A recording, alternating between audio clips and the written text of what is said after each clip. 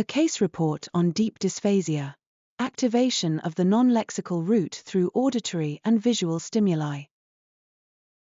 Deep aphasia is characterized by semantic paraphasia in repetition and an inability to repeat non-words, likely due to phonological short-term memory impairment, which hinders the use of the non-lexical route in the logogen model. Our case is a right-hand woman in her 50s with 12-year education suffered from left putamenal hemorrhage.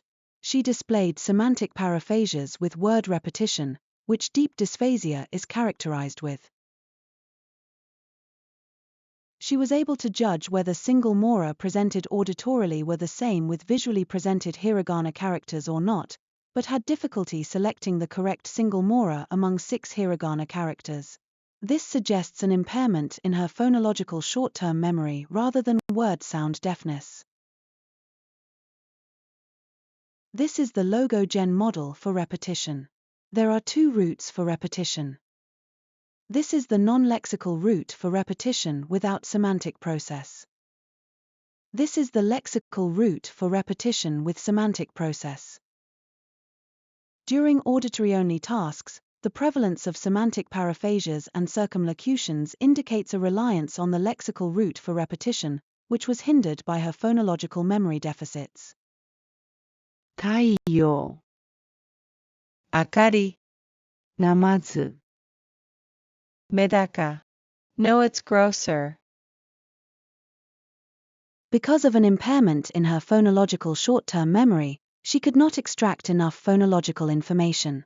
She attempted to use the lexical route, but her phonological short-term memory impairment hindered this process, resulted in semantic paraphasias and circumlocutions.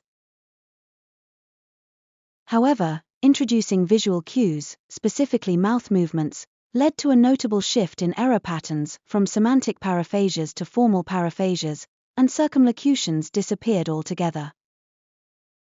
Kabe 川 shiro biro.